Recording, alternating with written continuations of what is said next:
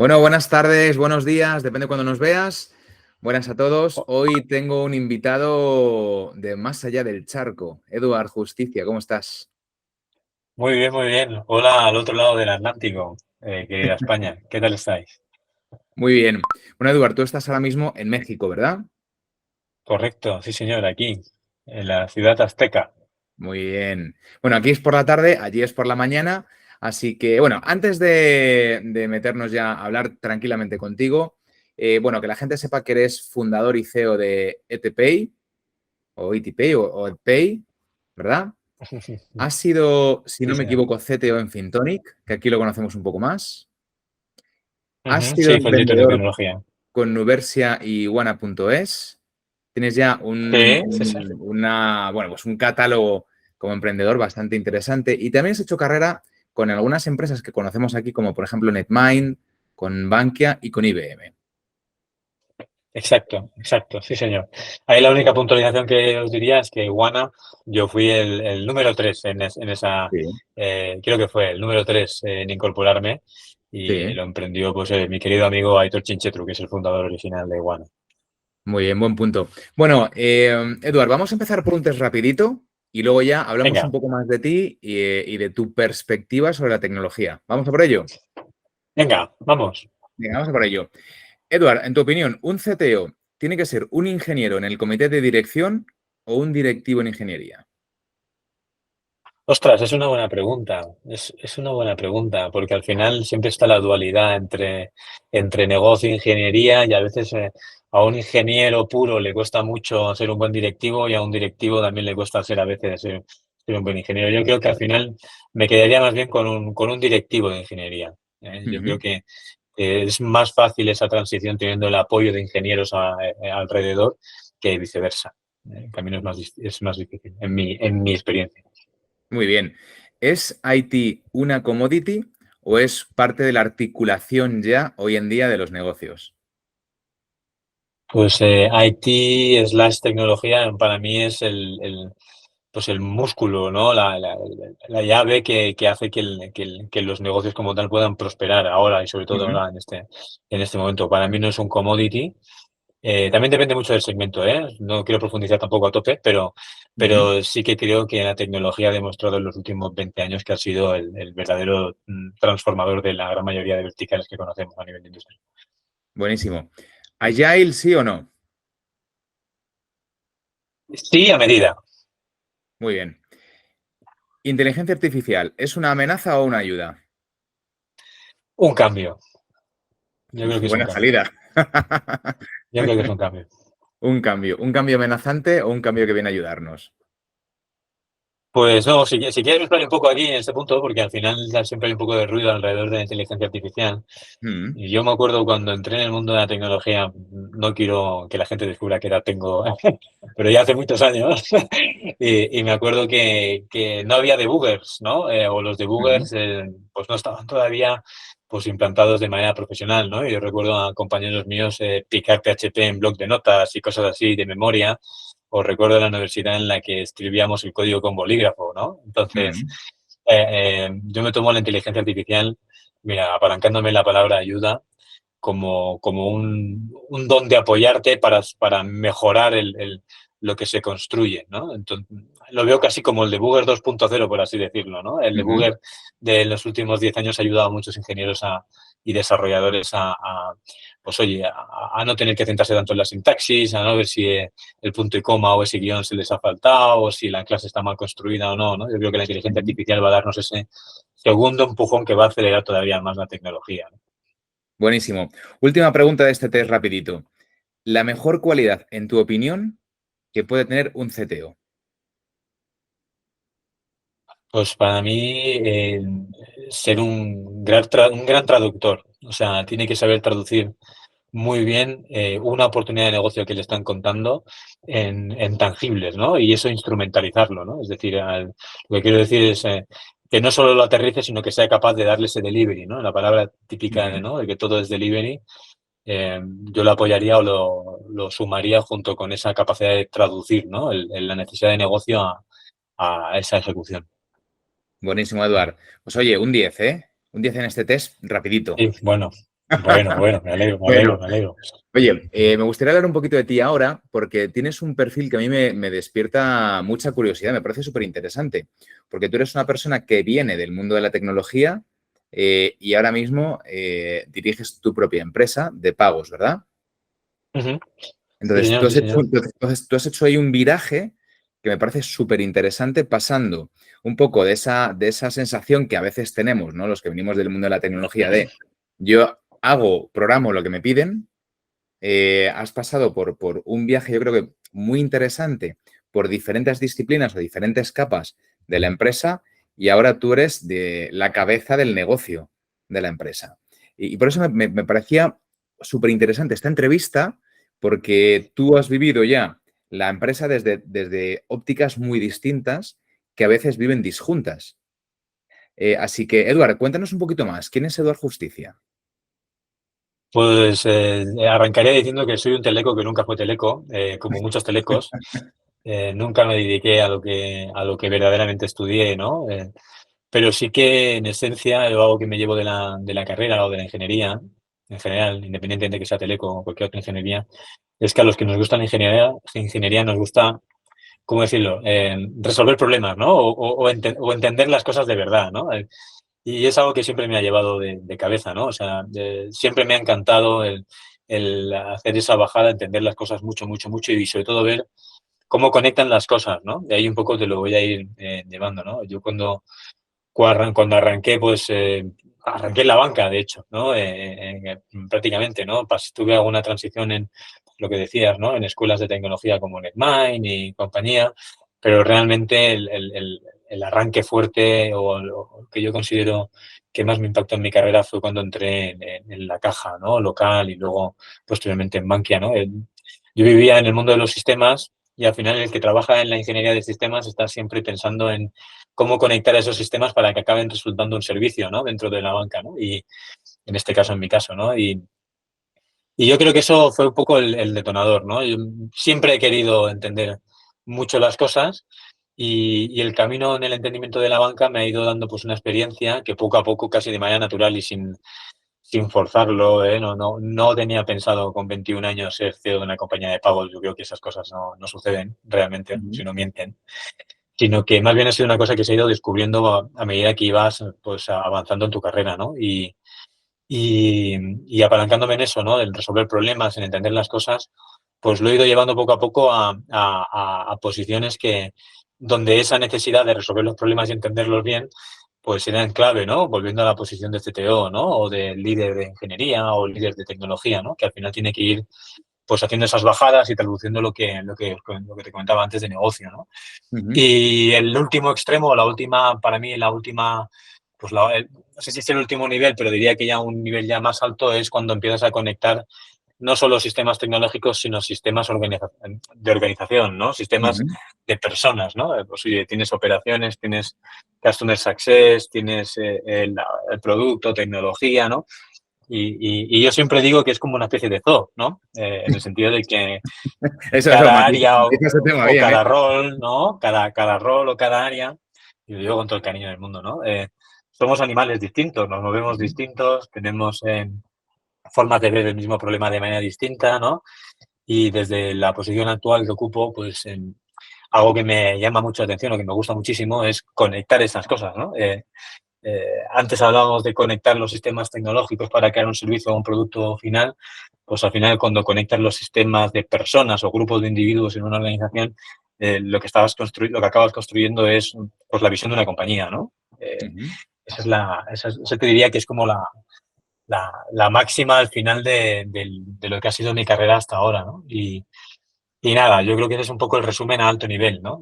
Muy Ujú, techy, siempre me ha gustado mucho la tecnología, muchísimo. Yo soy de la época del módem y tal, ahí fue cuando arranqué, pero, pero al final del día, pues esa cabeza más ingenieril me ha llevado a centrarme mucho en las personas, ¿no? Que son verdaderamente el recurso natural más valioso de cualquier compañía, ¿no? El que resuelve verdaderamente el problema, ¿no? Más allá de si ujú. está en Amazon o donde sea, ¿no? Es la persona quien lo resuelve, ¿no? Qué bueno. Eduard, ¿cuáles son ahora mismo, en tu opinión, los principales pains, los principales dolores que vive una empresa tecnológica a día de hoy? Pues es una pregunta así como abierta, te diría, ¿no? Porque al final, pues, si me pongo en el extremo del IT tradicional, pues te diría que la gran batalla del tecnológico es que no le vean como un gasto, ¿no? Entonces Hostia, qué siempre buenísimo. está mirando de ahorrar al máximo, ¿no? Para que el resto de la organización le vea verdaderamente como un habilitador y no como un punto de gasto, ¿no? O diría que esa es una, ¿no? De entrada, ¿no? En cualquier compañía. Y el segundo también, y diría que prácticamente al mismo nivel de importancia, es, pues, te diría que no sé si tanto el delivery, sino el verdaderamente hacer que la tecnología llevada al producto final que se acaba sirviendo, ese baile que le digo yo entre los que forman parte de ese grupo de personas, ¿no? Porque al final Mm, los tecnólogos no solo son ingenieros o developers, ¿no? En tecnología hay varios infiltrados allí que acaban construyendo lo que se acaba sirviendo, ¿no? Pues el hacer que ese baile, ¿no? O que la música que acompaña ese baile suene bien, ¿no? Que sepan verdaderamente entenderse, ¿no? Que tengan las herramientas, pues, colaborativa, los procesos, ¿no? Que toda esa parte, la instrumentalización de todo ese conjunto de personas que sí. generan eso, es un verdadero reto per se, ¿no? En el sentido de que, pues por ejemplo, ¿no? Pues yo hice Agile hace muchísimos años, ¿no? Cuando salió Ujú, lo del Scrum, creo que era 2012 o 2013. Y han salido más cosas, Kanban, no han salido muchísimas más cosas, ¿no? En ese camino que creo que están más en la labor de resolver ese segundo problema, no tanto el primero, ¿no? Que es más ingenieril, ¿no? Pero esos dos temas para mí creo que son la clave o los puntos de foco de cualquier unidad de tecnología. mm. Qué bueno. Y eso, por ejemplo, estos dos puntos, si a ti te contratan como asesor, un comité de dirección te contrata como asesor, ¿Vale? ¿cómo le explicarías la importancia vital de entender bien estas dos patas y de articularlas bien? Hay gente que tiene una aprensión a hacer la analogía a una fábrica. Yo siempre Ujú, arranco como en una fábrica, ¿no? Y trato de explicar que el desarrollador o el de tecnología tiene que entender primero por qué hace las cosas, ¿no? ujú. O ¿No? sea, que salga un poco de esa caja de yo soy un picateclas Del y ticket de Gira, ¿no? Yo le monto el llamo del ticket de eso es, Gira, eso ¿no? es, eso es. Y hago lo que Salir me de, dicen. Exacto, ¿no? Yo creo que el verdadero management, cuando evoluciona el verdadero management, pasa cuando son los demás los que le dicen al gestor lo que tienen que hacer, Ujú, no cuando el gestor le dice a cada uno qué es lo que tiene que hacer, ¿no? O sea, yo soy muy contrario al babysitting, ¿no? Soy ujú, más a favor de que pues, tengas talento alrededor, ¿no? O un contexto de talento que permita que a los que te están verdaderamente en las manos, ¿no? Construyendo ese tornillo de la fábrica, pues saben más que tú, ¿no? Y te dicen qué es lo que hay que hacer, ¿no? Porque entienden perfectamente el problema, ¿no? Y por qué lo tienen que resolver de esa manera, ¿no? Entonces yo te diría que lo primero es, pues no sé si evangelización, pero sí dotarles de la información necesaria para poder entender el por qué hacen esas cosas, ¿no? ujú, Lo segundo, y te diría que lo segundo es darles una connotación económica. Yo creo que es algo que me ha funcionado muy bien, o que a mí personalmente, más allá de lo que contemos aquí pues en la compañía donde estoy, es que hablar de dinero a veces cuesta y creo que es muy importante hablar de dinero. ujú, Ser transparentes, ¿no? A veces no, las compañías, una de las misiones que tienen las compañías es generar dinero, ¿no? O hacer negocio, ¿no? ujú, Y eso se traduce en empleos, etcétera, ¿no? Y muchas veces pues no hay la suficiente transparencia en las organizaciones para hablar del dinero, ¿no? Oye, ¿por qué cuesta tanto esto, no? Y el precio de venta de esto, ¿cuál es, no? ¿Y dónde se va, no? Porque eso alimenta el porqué, ¿no? ujú, Muchas veces, ¿no? El porqué no es porque me apetece o porque quiero hacer algo muy visionario para las futuras generaciones, no. Eso está delegado a algunas eh, pues empresas, pero la mayoría de las empresas tecnológicas, uno de los grandes pilares del porqué es el económico, literalmente, ¿no? Oye, pues porque nos va a dar una oportunidad de negocio que no tenemos que representa este upside en ingresos, ¿no? O nos va a dar una oportunidad de ahorrar X dinero en el ingreso principal de la compañía, ¿no? Yo creo que muchas veces nos falta esa transparencia en contar todos los matices del porqué. Yo trataría de, si fuese asesor, las primeras dos cosas que diría serían esas, ¿no? Contar bien Ujú. el por qué y apalancarme mucho en la parte económica. Claro, ahí fíjate, hay una, no sé si estarás de acuerdo, pero yo detecto que en general nos falta cultura financiera. Cultura financiera en el Pues desde aspecto luego. personal y eso, claro, se traduce también luego en el trabajo con el propósito dentro de la empresa, ¿no? Porque te encuentras, yo me he encontrado muchas personas que hablan de trasladar el propósito, que eso está muy bien, pero yo te diría incluso dar un pasito más allá, como tú dices, ¿no? De trasladar un bloque cultural completo, que es hacer a la gente más consciente de cuál es el suelo que está pisando.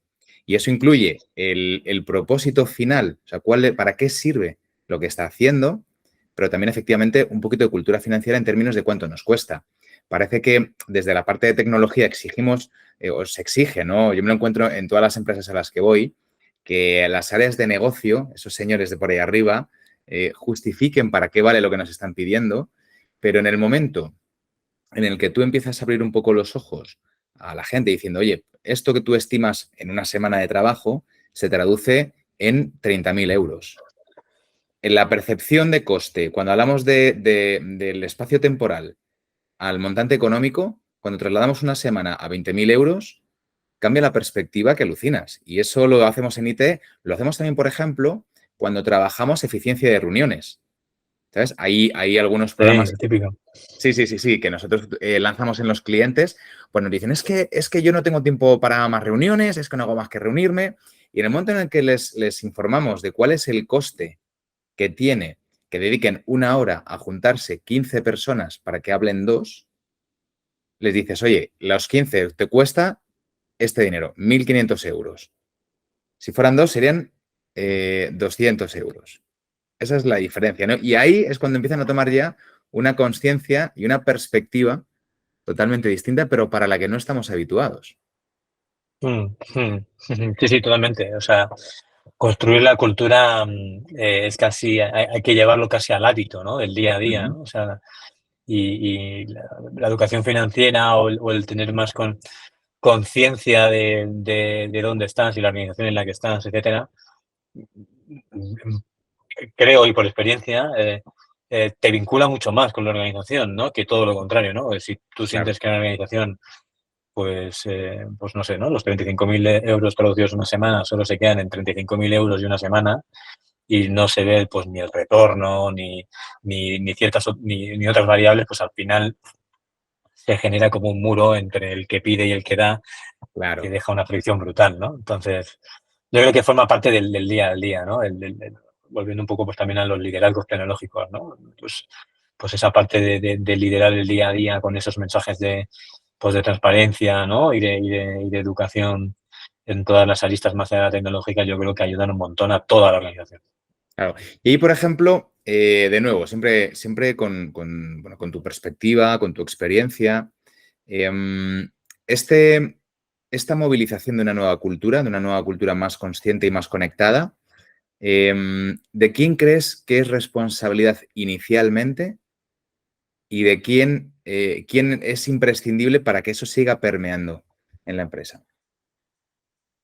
Pues yo te diría, yo me acuerdo siempre de una persona mucho más lista que yo lo tengo grabado en el cerebro, porque creo que es clave, no sé si la dijo por azar, pero fue clave, que es que el ejemplo legitima el liderazgo, ¿no? Ujú, Entonces, los líderes, con su ejemplo en el día a día, como decía antes, son los que construyen ese intangible que nadie ve ujú, y que poco a poco va teniendo más adopters, ¿no? Primero están los primeros, luego tal, y va construyendo esa cultura conectada, ¿no? Pero creo que siempre hay alguien que entre bambalinas, ¿no? Está el puppet master, ¿no? En el buen sentido, ujú, que hace el primer empujón, ¿no? ujú, Y ese primer empujón no es un empujón grande, sino una sucesión de muchísimos empujones pequeñitos, ¿no? ujú. Tú no puedes llegar un día y decir, A partir con de ahora, tu PPT maravillosa, ¿no? Te presento aquí una jerarquía, vamos a hacer súper agile, ¿no? Tratando de hacerle el punto al agile, ¿no? O vamos a ser súper frugales, ¿no? Con este nuevo concepto de la frugalidad y chao, ¿no? No. ujú. Creo que el ejemplo legitima el liderazgo en ese sentido, ¿no? Para construir una cultura conectada. Qué bueno. Más preguntas que tengo que hacerte y voy a pasarme. Mira, hemos hablado de los principales pains de la empresa tecnológica. Es que tengo aquí muchas cosas que preguntarte y tengo que seleccionarlas a ver Ah, si al vuelo. dale, Entonces, dale. pasando un poco de esos dos pains que tú decías, ¿no? El centro de coste, o sea, transformar a la visión de IT como un centro de coste en algo articular del modelo de negocio y un poco esa cultura interna en la compañía para que la gente entienda para qué trabaja, ¿no? Trasciende su propia actividad. ¿Cuáles son los retos que tú ves que tienen las empresas tecnológicas a día de hoy y en un futuro más próximo? Hablando, por ejemplo, no sé si 3 años quizá puede ser mucho, el próximo año, 2 años, 3 años, futuro cercano, tangible. Pues yo creo que es un tema siempre es un tema de adaptabilidad, ¿no? O sea, Ujú, como lo veo yo, ¿no? Sea tecnológica o no, ¿no? O una empresa que no es tecnológica pero tiene un puente en la tecnología o se basa en cierto modo en la tecnología, ¿no? Me cuesta cada vez más encontrar empresas que no tengan un fundamento tecnológico, ¿no? O que muy ujú, pocas, ¿no? Salvo las tradicionales, ¿no? Por la panadería de mi padre, ¿no? Cuando era panadero, ¿no? Pues no había tecnología, salvo el RP pequeñito, ¿no? Pero yo creo que es un tema de adaptabilidad. O sea, tener mucho los retos es saber detectar con cierta anticipación, que esa es la parte difícil, dónde está el camino de su organización, ¿no? ujú, Y la tecnología tiene que ser, en cierto modo, esas gafas de visión larga que te ujú, permitan, pues, oye, ir haciendo un camino que no sea únicamente táctico, ¿no? Y cortoplacista, sino, oye, tengo la capacidad de poder ver el futuro, imagínate, ¿no? Tienes una bola mágica, ujú, llámale inteligencia artificial o llámale lo que sea, el que te permite, en cierto modo, mirarte a ti como negocio y ver dónde está tu negocio en ese espacio temporal y dónde quieres que esté ese negocio en esos 2 años y a partir de ahí determinar un poco, pues, oye, qué camino más o menos voy a ir construyendo, ¿no? Yo creo que ese es el reto principal, ¿no? Y ese camino, pues no es una línea recta, ¿no? Hay una parte de adaptabilidad, ¿no? Oye, pues detectar lo que funciona y hacerlo más y lo que no funciona, detectarlo también y dejarlo de hacer, ¿no? Entonces ese camino es ujú. como se va construyendo, ¿no? Entonces yo creo que ese es si no ese es el reto de cualquier organización, de las tecnológicas seguro. Hmm, buenísimo. Fíjate, yo ahí veo una diferencia grandísima entre empresas de reciente creación. No te hablo ya de startups, porque creo que ya han pasado el momento, ¿no? Startupil. Pero las podemos incluir también, pero eso, pues empresas que pueden tener 15 años quizá y empresas más antiguas, ¿no? Porque las empresas, digamos, más modernas, más recientes y que han pasado por ese modelo inicial de startupismo, ¿no? De tener que descubrir pues una oportunidad nueva en el mercado diferente, abrir un mercado nuevo, Ujú. nacen con la necesidad de estar muy conectadas con ese mercado y ser muy adaptativas, como tú decías. Sabes que el pivotaje al final en los modelos de negocio nuevos es una de las bases del éxito. Si no eres capaz de Ujú. leer lo que te pasa y pivotar cuando estás en una calle muerta, estás muerto. Sin Tal embargo, cual. empresas ya más tradicionales, que tienen más historia, que tienen más Bueno, inercia. claro, esas son un tema de mantener su competitividad, eso es lo que te diría, Claro, ¿no?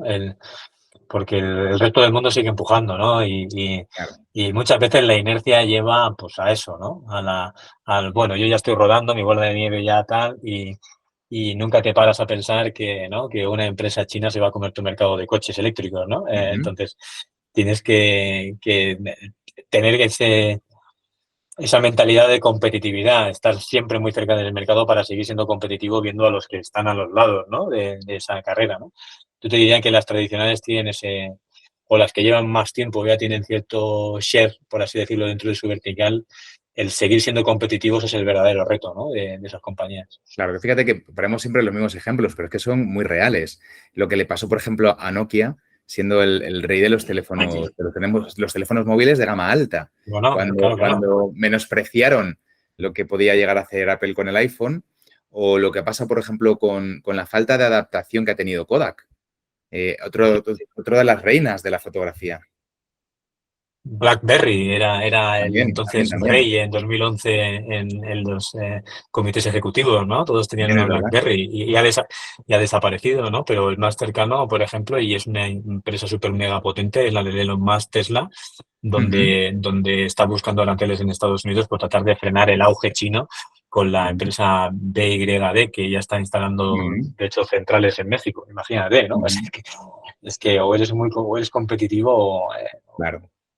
o rápidamente te sacan del partido, ¿no? Claro. Es muy Y ahí, agresivo. fíjate, yo sí veo una cuestión común en empresas de reciente creación y en empresas más tradicionales, y es que parece como un patrón muy reconocible que se quieren sacar las cosas por fuerza bruta. ¿A qué me refiero? El ejemplo es el típico, ¿no? De empezar a talar árboles con el hacha bien afilada, pero según vas talando, el hacha se pierde filo, ¿no? Y hay un Claro. momento que en lugar de talar árboles, te encuentras aporreando árboles. Y dices, ¿qué necesito? Más tíos con más bates. No parar un segundito, parar un poco, afilar el hacha y si acaso meter otra persona más y tener dos tíos talando el árbol. ¿Para qué voy a tener dos cuando puedo tener a 10 con porras para derribar el árbol? ¿No? Eso es un elemento, fíjate, que no sé si es una cuestión cultural nuestra, eh, Sí, pero que me encuentro con mucha frecuencia. Y hace poco escribía, no sé si lo escribía en la newsletter, creo que sí, en una newsletter personal que tengo, que llamaba una newsletter más madera, porque me encontré en un antiguo cliente nuestro eh, una persona de un área de negocio diciendo, aquí lo que hace falta son más desarrolladores, más gente que programe. Y en realidad tenían gente de sobra, pero es que estaban muy mal articulados. Entonces, en cuanto a él les dijimos, joder, es que en cuanto hacéis algunos pequeños ajustes, algunos ajustes que podían ser pequeños, otros que eran de gran calado, no os hace falta más gente en realidad. es que yo creo que ahí hay, pero principalmente dos cosas, ¿no? Que son como de base, ¿no? No sé si es cultural o no, pero muchas veces pues, en el pueblo pequeño siempre se habla de que una compañía vale lo que gasta, ¿no?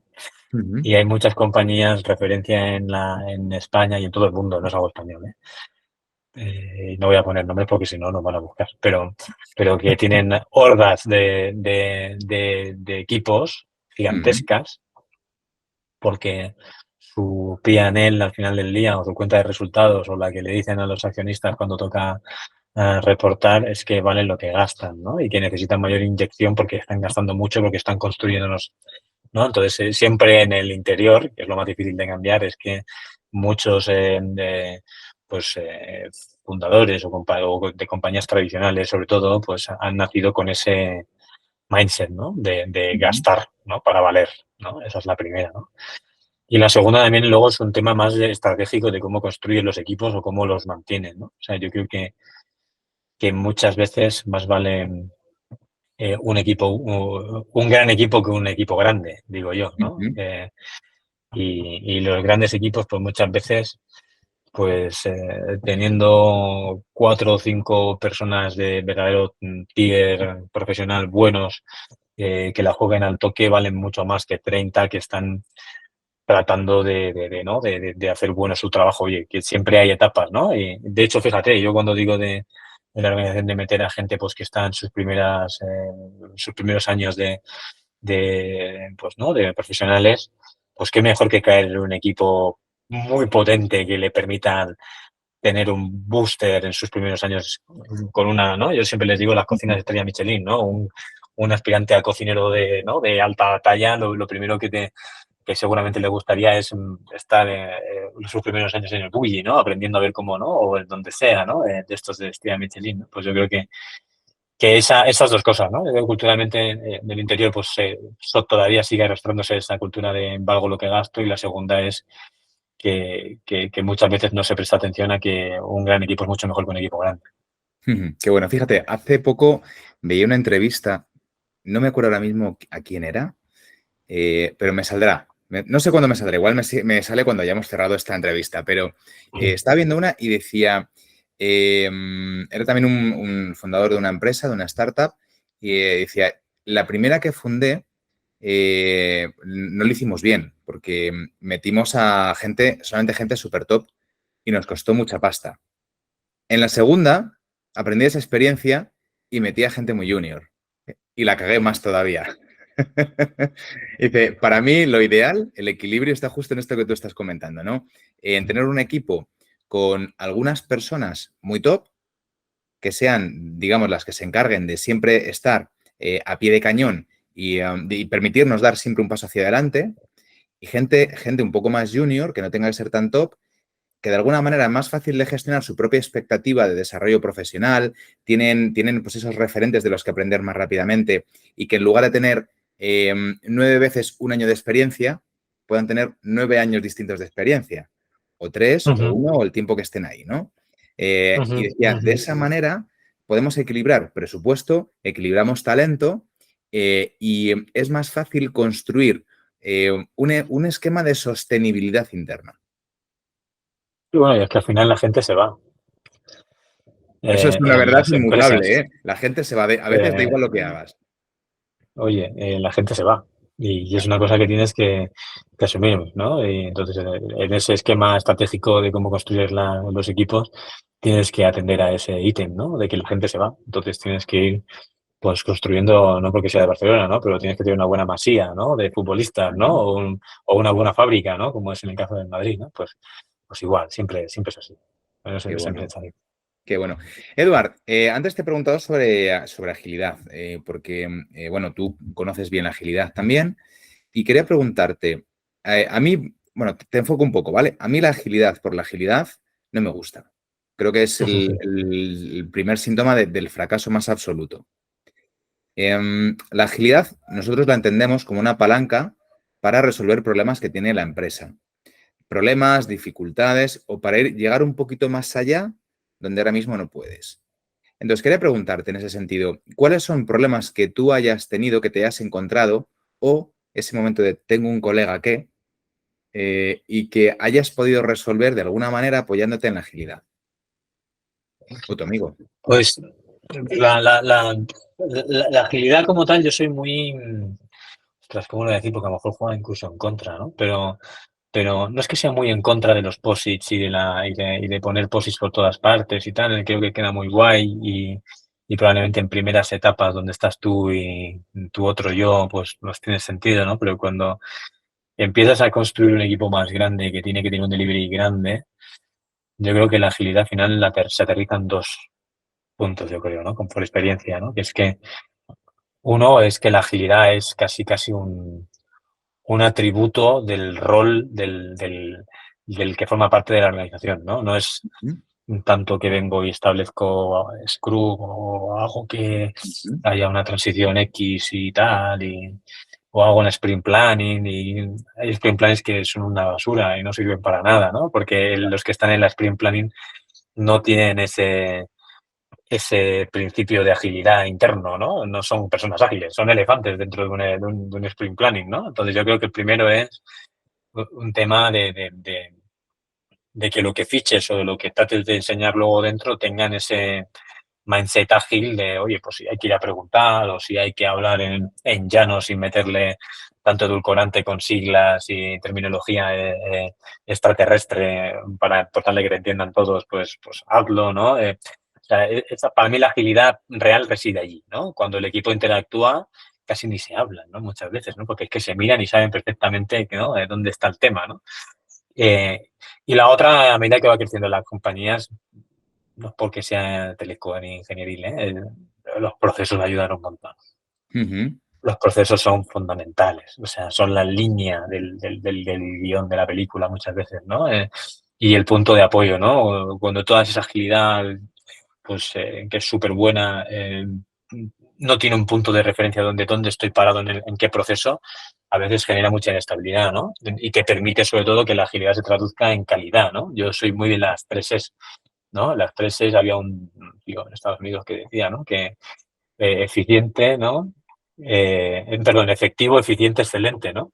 ujú. ¿No? Efectivo es el que lo resuelve con el martillazo que decías tú, ¿no? O el hacha, ¿no? El eficiente es que es el que ha cambiado el hacha por una máquina que ya tala los árboles de una manera concreta, ¿no? Y excelente es cuando ya la corta de lado, de tal manera de que ahorra tiempo, etcétera, ¿no? Entonces yo creo que la agilidad tiene que llevar a esas 3, al camino de las 3 Es, ¿no? y pasa por procesos y un tema cultural. Buenísimo. Fíjate, este me parece un tema súper interesante porque uno de los elementos en los que se basa el TPS, el Data Production System, que de ahí bebe la agilidad, en esencia, es que, lo que no está estandarizado no se puede eficientar. Es decir, la eficiencia pasa por la estandarización. Y hay personas que creen que la agilidad es hacer todo a salto de mata. No se puede procedimentar nada, no se puede estandarizar nada, cuando no tiene nada que ver. La agilidad habla más quizá de resiliencia interna, ¿no? y de adaptabilidad. De hecho, hubo una discusión cuando se adoptó el término Agile. Lo que se quería adoptar era el término adaptability, me parece que era. Y bueno, o sea, más que, o sea, tú dices el estándar, yo me acuerdo de otra frase, no de quién, no sé de quién, no me acuerdo, pero decía que lo que no se puede medir no se puede mejorar, ¿no? Efectivamente. Entonces, pues imagínate, si no tienes un proceso, y mucha gente mucha fricción al proceso, tiene mucha fricción al proceso porque lo contempla el proceso como un enemigo, ¿no? En el sentido de que me van a medir, ¿no? Lo típico, ¿no? O me van a medir, o no sé qué. Nada, el proceso al final es un tema que te tiene que ayudar y te tiene que habilitar, ¿eh? El que te vayan a medir es más un tema de confianza que de proceso, ¿no? Entonces, de hecho, los procesos bien hechos generan confianza a través de toda la organización, ¿no? Claro. Porque en el momento que alguien no quiere ser metido en un proceso, es que tiene sus colchoncitos por ahí a lo legal, ¿no? Pero nada, yo creo que lo que dices tú, lo que no se puede medir no se puede mejorar y es fundamental. Buenísimo. Eduard, vamos a ir cerrando y te pregunto, me voy a saltar la pregunta de ¿entiendes una empresa sin agilidad? Porque yo creo que eso está más que respondido, ¿no? En términos, cuando hablo de agilidad no me refiero a algún marco específico, sino pues eso, a lo que hemos estado comentando de esa capacidad de adaptarme frecuentemente al mercado y adaptar mis procesos internos para seguir ganando en competitividad. Yo entiendo la agilidad de esa manera y creo que estamos los dos mirando hacia el mismo lugar, ¿no? Sí, sí. O sea, es que la agilidad es un tema que no es tecnológico, ¿no? Claro. Nació a lo mejor sponsorizado por tecnología porque era donde todo el mundo ponía el foco cuando algo no salía bien, era culpa de tecnología, pero la agilidad es un tema de compañía. Tú ves los equipos comerciales y si no son ágiles se ve a la legua que algo Totalmente. falla, ¿no? Y que hay que implementar. Totalmente. Me quedan dos preguntas relacionadas con el mismo topic. Antes, en Venga. el test rapidito, hemos hablado brevemente de la IA, de la inteligencia artificial. Porque, bueno, ya sabes que llevamos un año y medio de auténtica locura con la inteligencia artificial. Hay gente inquieta, hay gente preocupada, hay gente fascinada. Y yo se lo digo, por ejemplo, a mi mujer. Digo, a mí la inteligencia artificial me fascina lo primero. Me fascina. Y por otro lado, también me despierta inquietud porque no sé si te pasa a ti, pero a mí me cuesta imaginar el futuro dentro de 5 años. O sea, ¿cómo vamos a estar con lo que estamos viendo de cómo está evolucionando la inteligencia artificial? Entonces, te pregunto, a ti, ¿cómo ves tú los próximos 3 a 5 años en términos de nuestra vida cotidiana como consumidores, fruto de la irrupción de la inteligencia artificial? Es decir, no la perspectiva desde dentro de la empresa, sino la perspectiva más desde un punto social. Pues yo creo que va a cambiar la forma en que consumimos el mundo, ¿no? O sea, ese es yo ya soy más viejete, creo que estamos ahí, ¿no? Más o menos a la par, me da la No, sensación. escucha, a mí no me importa Y, decirte, yo tengo nada, 41 nada. años, ¿eh? Bueno, casi te pillo, estoy ahí, casi. Y yo, pues, tú le preguntas a tu padre qué opina del iPhone 15X Pro, no sé cómo se llama ya, y dices, es una locura, ¿no? Algo que hace 30 años, en los 90, no me lo hubiera imaginado, consumir redes sociales a una velocidad cósmica a través de una pantallita tan pequeña y hacerlo de manera tan ágil, ¿no? Yo creo que al final va a cambiar la forma en que consumimos las cosas, ¿no? Las interfaces en las que consumimos las cosas, pues desde, por ejemplo, el ir al hospital, ¿no? Oye, pues voy al hospital y quiero ver cómo están mis analíticas. Pues a lo mejor tienes un asistente, yo me acuerdo de Her, la película, ¿no? Qué buena. En que tiene una interacción pues por voz con un sistema que casi es su amigo y que está súper acostumbrado a que todo va con ese canal, ¿no? nosotros nos hemos acostumbrado los últimos 20 años a escribir así, ¿no? Y hablar con la pantallita, ¿no? Poco a poco pues vamos desechando los portátiles, ¿no? O van a ir saliendo la convergencia famosa de hace 10 años que están incorporando los sistemas como Samsung, etcétera, ¿no? De reemplazar el portátil por el móvil de manera completa, ¿no? Yo creo que la inteligencia artificial va a cambiar la forma en que consumimos las cosas, le va a dar un empujoncito más a esta vertical de innovación que estamos viviendo desde hace mucho tiempo y mi sensación es que lo va a mejorar todo, pero como buen europeo, los europeos somos muy buenos regulando las cosas, ¿no? Y yo creo que cuando uno dice me inquieta tal, yo creo que siempre, siempre, siempre, siempre y la regulación tiene que estar no sé, en las zonas donde verdaderamente hay una explosión desconocida, ¿no? Donde no sabes dónde va a llegar, ¿no? Pero yo creo que va a afectar mucho a cómo consumimos las cosas, ¿no? Eh, Esa es la parte principal de la inteligencia artificial, ¿no? Nos va a volver un poco más tontos, también te digo, ¿eh? En la maquinita ya nos ha vuelto tontos, en cierto modo el iPhone. Tú seguro que no vas con mapas buscando cómo llegar a Toledo, porque pones Google Maps o no Waze o lo que Yo, sea y te yo ya, lleva. yo ya no sé ni cómo se abre un mapa de papel. Claro, ¿no? Pues lo mismo pasará, ¿no? Pues en Mm. parte de la memoria, ¿no? En nuestro cerebro va a estar ya delegada en otras nuevas cosas, que siempre ha sido así la evolución natural de las personas, ¿no? Si tú miras el cerebro, cómo ha evolucionado en los últimos 100 o 200 años, probablemente el uso que hacemos del cerebro es distinto a medida que vamos teniendo nuevos recursos externos que Claro. nos van facilitando ciertas Pero cosas, ¿no? al Entonces yo final no creo es que nos que volvamos más tontos, es que dedicamos nuestra capacidad intelectual vas a a otra centrarte a otra cosa. cosa, ¿no? Vas a centrarte a otra cosa, ¿no? Entonces, exacto, yo decía un poco tontos en el sentido de que la gente Sí, viene la sí. analogía, ¿no? Pero efectivamente, ¿no? Yo creo que la gente, pues yo pienso en mis hijas y yo sé perfectamente que mi hija Abril pues va a tener el cerebro muy distinto al mío, ¿no? Porque va de un entorno muy distinto, ¿no? Y el cerebro es mucho más listo, se va a adaptar y va a buscar la forma de ir descubriendo lo siguiente, ¿no? Fíjate, no sé, Entonces no va a sé ser si un te poco pasa a así. ti, pero yo ahora estoy haciendo algunos experimentos en este caso con ChatGPT, y me está recordando mucho la forma de interactuar con la inteligencia artificial, me recuerda a cuando empecé a programar. Cuando vi que para programar tenía primero que aprender a parar mi pensamiento, ¿no? El Estructurarlo, pensamiento es ¿no? como una película que va a toda pastilla y tenía que pararlo y llevarlo a cámara lenta, fijarme frame a frame, fotograma a fotograma, qué iba sucediendo para trasladarle ese algoritmo, esa forma de pensar a la máquina. Me acuerdo que más me pasó desarrollando un juego de damas que fue la primera práctica que tuve de programación en la universidad. Y con la IA me está pasando algo parecido, porque dices, ostras, es que para hacer un buen prompt, para que la IA Exacto. te dé algo parecido a lo que tú esperas, tienes que darle un contexto tan amplio que es imprescindible que tú mismo pares un poco, como si quieres sacar una imagen, ¿no? ¿Qué es lo que tú visualizas de la imagen? ¿Qué tipo de elementos clave te imaginas? Todo eso tienes que verlo, tienes que tocarlo internamente, que es un proceso cognitivo totalmente distinto de lo que estamos habituados. Claro, el cómo desarrollas ese proceso del prompt engineer, ¿no? O estos que ya pues le meten esas cuatro cosas, ¿no? Típicas, ¿no? Del output, el qué, ¿no? Hay una serie de como una especie de reglas del juego, por así decirlo, pues ya te obliga automáticamente a que tu mente trabaja distinta, ya no es como antes, ¿no? Claro. Sino distinta, ¿eh? O sea, que yo creo que esa es la principal. Va a cambiar el consumo, la forma de pensar nuestra y nos va a hacer pues pensar en lo siguiente, que es Qué como bueno. siempre ha sido así, ¿no? Y te lanzo la última pregunta. Con todo esto, ¿qué crees tú que tienen que hacer las empresas para prepararse para esta movida que nos viene?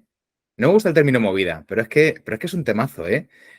Porque viene, claro, dices, ostras, si vamos a ser capaces, o de aquí a 5 años va a ser como muy habitual, no utilizar, por ejemplo, ha salido un dispositivo nuevo, Rabbit, no sé qué, creo que se Sí, llama, ¿no?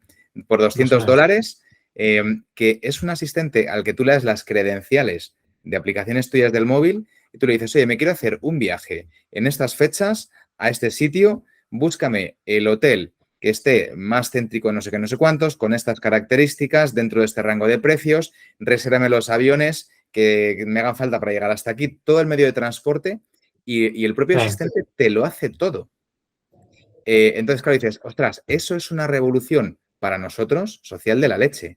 Tiene que ir acompañado, como tú decías, de regulación para que esto no sea algo parecido a Mad Max, ¿no? Eh, Exacto. pero luego, claro, las empresas tienen que estar preparadas para adaptarse también a ese cambio social. ¿Cómo crees tú que tienen que plantearse ahora las empresas este camino de adaptación? Pues yo le diría a las empresas que el gran reto es mezclar dos sabores y sacarle el mayor provecho a los dos, ¿no? El primero es que hay un gap entre esos dos sabores, entre el que entiende muy bien la inteligencia artificial o lo siguiente que viene, mm, tiene poca sensibilidad de lo físico, de lo analógico, del track record, ¿no? De qué cosas han funcionado, ¿no? Yo creo que esa parte de experiencia de los últimos analógicos, por así decirlo, que siempre, y que creo que forma parte de la propia naturaleza de la humanidad, ¿eh? O sea, ese relevo generacional tiene que convivir entre ambas generaciones, ¿no? El que viene Ujú, de ese concepto que fue el que construyó la empresa o el que pegó el primer pasito, eh, tiene un conocimiento súper vasto, ¿no? Muchas veces los seniors, ¿no? Que dicen, ¿no? Tal, son un diamante, ¿no? Porque tienen una experiencia y una, no solo experiencia profesional, sino vital súper potente que ayuda a recortar muchas veces el camino, ¿no? Y eso lo mezclaría con el segundo sabor, que es apostar por la gente joven, ¿no? Que no haya miedo a lo que no a lo que no se entiende, ¿no? En